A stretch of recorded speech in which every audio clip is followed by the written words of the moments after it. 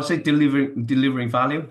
Mm. Definitely delivering value because some of the board we are on at the moment, I have no remuneration. It's on a voluntary basis.